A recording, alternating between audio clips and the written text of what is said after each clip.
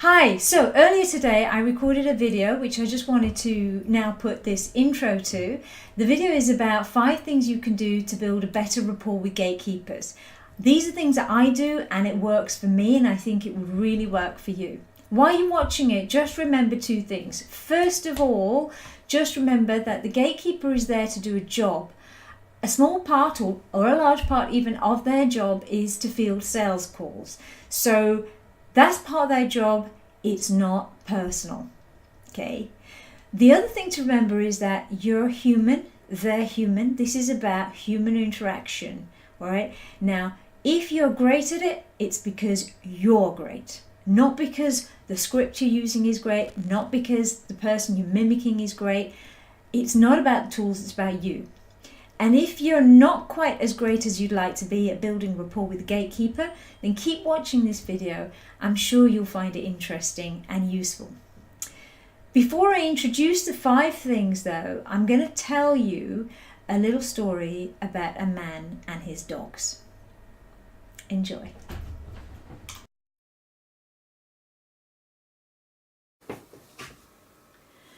So, Ivan Pavlov. Now, Ivan Pavlov was a Russian scientist who did some experiments on stimulus and responses. Now, stimulus is something that creates a response. Now, he worked with dogs to measure salivation in dogs when they saw food. Now, we all know that if you salivate to food, it's a natural human or animal instinct whereby, you know, you're getting ready to digest the food, so your body is getting ready for the food. So it's kind of linked to survival, but it's what he would call a completely unconditional response to something that is very natural. It's a pre-wired, primitive response to something, and in this case, the dog salivation is a pre-wired, unconditional response to the stimulus being food. Now, while he was experimenting he was actually experimenting to measure how much they salivate, but whilst he was doing this experiment, he discovered that actually there can also be what's called an unnatural stimulus that can create that same response. So let me tell you what he did. Imagine he had his dogs, right? So what he did was he'd ring a bell to call the dogs and put the food in front of them. And he kept doing that. So the dogs heard the bell, came, saw the food, salivated, ate the food. After a little while, the salivation would start on the ring of the bell rather than on the sight of the food. So the stimulus moved from the food to the bell. So the bell created what's called a conditioned response. So the response of salivation would come about under the condition where there was a bell, because the dog associated the bell with the food, right? So ring the bell, dogs hear the bell, salivate, come to eat the food, whether the food's there or not. That's what happened. So what we've got here is you've got natural responses, which we all have, but what we also have picked up along the way over the years are some natural responses to the unnatural triggers, or what we would say learned or conditioned triggers. So there are certain things that make us respond in certain ways because they have continued to happen over and over again, and therefore we have continued to respond in just a without thinking reflex reaction. Okay, so what has this got to do with sales? Let me explain it.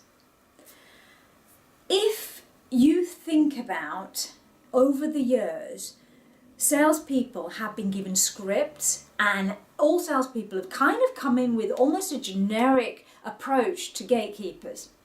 So gatekeepers would hear this generic approach, usually something along the lines of, "Hi, hello, my name is, how are you today?"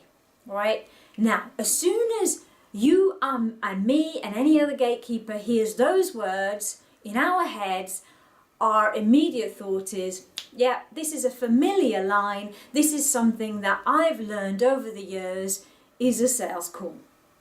So our natural response and a gatekeeper's natural response is going to be something along the lines of, is this a sales call? Now, that question put back to a salesperson is one of those responses that a salesperson goes, ah, right. Now I have to either say, yes, this is a sales call and know what to expect, or I have to disguise it. So if a salesperson says yes, says to the gatekeeper, yes, this is a sales call, the salesperson has also learned to know that every time they say, yes, this is a sales call to the gatekeeper is likely to come back with an excuse as to why they can't put that call through. Such as, okay, I'm really sorry, we don't take sales calls, or such so-and-so does not like us to pass on sales calls, or can't pass it on, or sorry, we're not interested. The reality is, they don't know what they're not interested in because they don't know. They really don't know what you're there to offer. You haven't been given the time, and therefore what's happened is one conditioned reflex reaction has triggered another reflex reaction, and we're not getting anywhere. So how do we break it? Well, the 5 things that I'm going to introduce you to and suggest that you do will help to break this conditioned reflex roller coaster that we get put on, and help you to come across in a new way, in what I call a fresh way. So number 1, refer to my last video. 5 things to do before a successful sales call. If you do those 5 things, guys, you will be better prepared to eliminate any barriers that you come across during the call. So my first suggestion is, if you haven't already watched it and you haven't already taken it on board, please go back to the last video and take on board what I'm saying about preparation. You can't make a good call without preparation. So that's my number 1 tip. Number 2, guys, ditch the script. Please, if you have a script, then what's happening is you're going to come across robotic. It's not you. You didn't write the script, especially if you didn't write the script, then it's not you, right? So please don't use scripts, because it's going to make you come across a little bit monotonous and robotic. You're so busy concentrating on the script that you're forgetting to engage with the gatekeeper. I know this for a fact. In the 90s, I was asked by a telecommunications giant to come in and train the telesales people. Now, when I went in there, I saw this script, and the first thing I did was I tore the script up in front of them. I took one of the scripts and I literally tore it. Now, that didn't go down very well with the management when they later learned that I'd done that. But the point is that when I took the script away, and up until the manager realised that they weren't using the script, what they found is that the salespeople were actually engaging with the customers better. They felt better about being able to have that empowerment to speak to customers in the way they needed to, and be able to engage with them and talk to them and listen to them and respond to what they're saying. So overall performance was better. And so whilst they did reinstate a script, they later got rid of the script. So guys, it works. It's better without it. Ditch that script. So number 3, find your fresh. Now, F.R.E.S.H for me is an acronym, F.R.E.S.H. Each letter stands for a different word. Each of those words represents you. It's what makes you great. What is it about you that makes you come across in a way that you would like to come across, okay? Put words to each of those letters that helps you to make sure that you will be perceived in the way that you want to be perceived over the phone. Get your F.R.E.S.H. Find it. My F.R.E.S.H, F for me is fearless. I think I'm fearless when it comes to making phone calls. I just do it. Now, you've seen me record live. You've seen me live. So you see that I've recorded my live cold calls. Not very many trainers would do that. In fact, I don't know anybody else that does that. So that, for me, I think I'm fearless. I make cold calls, don't fear them. My R is respectful, because whilst I'm fearless, I'm also very respectful of the other person on the other end of the phone. I have been known to say, you know, forgive me for calling you, but now that's really quite respectful. It's not weak, but it's respectful. So get the balance right. The R for me, sorry, the E for me, can't spell fresh. So the E for me is enthusiastic. I am passionate about what I do, and I know as long as I'm passionate, I'll keep making those calls, because as long as I am passionate, it will come across as enthusiasm to the other person. And besides, I'm a trainer. If somebody doesn't hear that I'm enthusiastic over the phone, why would they want me to stand me in front of their people to motivate them? Wouldn't work, would it? And so my S is straight to the point. I am straight, direct, as it is, no time to waste. I talk to people on the phone, CEOs, sales directors. They don't really want me to beat about the bush, and I don't believe you should beat about the bush on the phone, because time is precious for everybody, you, them, and everyone else. I've got a job to do. I'm going to qualify my prospect, and I'm going to do it quickly. I'm going to get straight to the point. And finally, honesty. Honesty is so important. You have literally nothing to lose. And I don't think I can summarize that in any other words. Honesty, nothing to lose. So that's my fresh, but you should find your own fresh. Dive deep into yourself, find out what makes you great. And if you don't know, ask your family, ask your friends, ask your colleagues, people who are working with you. Find your fresh and come across with a fresh approach. Remember the little story I told you just about Pavlov? Okay, if you want to pre-eliminate all those natural learned responses from the gatekeeper, then you've got to have a fresh approach. To do that, you've got to find your fresh first. Okay, that's my number 3. Okay, number 4, empathise, right? The number of times I hear cold callers on the phone, just literally just completely ignoring what the gatekeeper's just said and moving on, because the gatekeeper's response is probably not quite what the salesperson wanted to hear, and they may have been taught in the past to just let that one go by and keep going. Well, that's not going to work. I'm sorry, it doesn't work. Contrary to popular belief, just letting it in one side and out the other is not going to work when you're talking to a gatekeeper.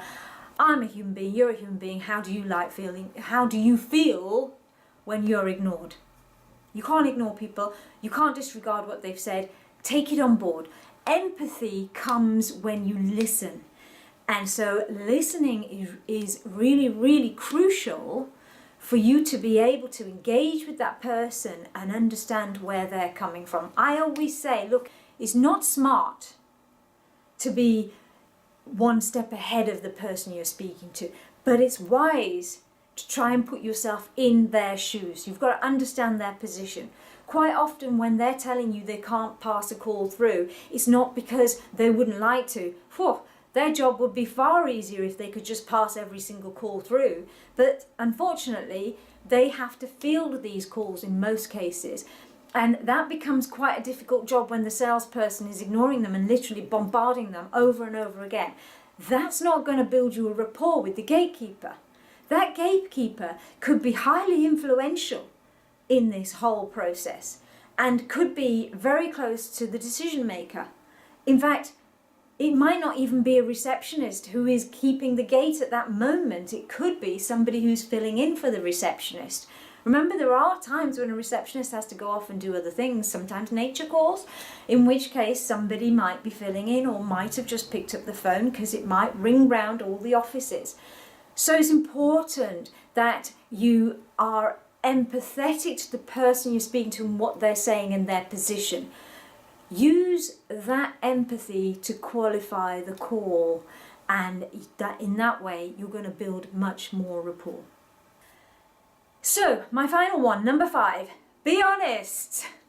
I don't know how many times I've heard salespeople trying to disguise where they're calling from or why they're calling, simply because they're scared of the response. You know what? You're making cold calls. Don't be apologetic for who you are and what you are. You are a sales professional. So if somebody asks you, is this a sales call? Are you a salesperson? The answer is yes, you are a salesperson because you're there to do a job. So a gatekeeper says to you, hi, is this a sales call? Yes, it is a sales call. And so that's why I'm just calling to see who the best person is. You see, the important thing is, going back to my last video again, make sure you've got enough questions to throw back. You answer that question honestly, move on. You're going to gain more respect from the gatekeeper for being honest rather than beating about the bush and saying everything you can except for yes, this is a sales call, or yes, I am a salesperson, and then deflect it by throwing a question back. That will eliminate their response, which would have normally been, okay, I can't pass on sales calls. I hope you're following that one. The key here is be honest, don't disguise it. I have had phone calls from people who will mention big company names just because they want me to respond kindly to them because they know that I'm familiar with the big company name. But when you get half an hour down the phone call and then they tell you that they've got nothing to do with that company, they don't work for them, they're not employed by them, all I'm thinking is, you liar. Can't believe you strung me along for this long. And there's no way I'm then going to want to do business with that person because I can't trust them. And you and I both know as salespeople that trust is imperative to be able to progress a sale. So honesty, really important. That's my number 5. Quick recap for you. Here's my 5 suggestions to help you to have a better rapport with the gatekeeper on the phone. Number 1, before you make the call, do the 5 things I suggested for making a successful cold call. That's in my last video. Number 2, ditch the script. Be yourself. Number 3, find your fresh. Have a fresh approach. Number 4, be empathetic. Listen to what they're saying and respond accordingly. Number 5, be honest. Build a trust. Okay? Those things, I can assure you, will help you to come across in a much more relaxed, much more human, much more easygoing way so that you can build a better rapport. You will engage better and you'll build a better rapport. Okay, I hope that you found that really, really helpful. Now, at this stage, I just want to say thank you to everyone who's been subscribing to me and watching my videos so far. I am so passionate about helping guys and about helping everyone in sales to approach sales in a more professional way. The more people that can be professional in sales, the less we get that nasty stigmatism about salespeople. There are a few out there who tarnish us all. Let's not let that happen, guys. Come on, let's be professional. Let's carry the flag for salespeople. It is a very respectful, great profession to be in. And, I think most of us don't go into it by design, but let me tell you something. When we're in it, we stay in it. And why do we stay in it? Because it's a great thing to do. So thank you for subscribing. Thank you for watching. I hope this has been helpful. And anyone who's a new subscriber, thank you for subscribing to this channel. Love you all. I'll speak to you soon. Take care and keep selling.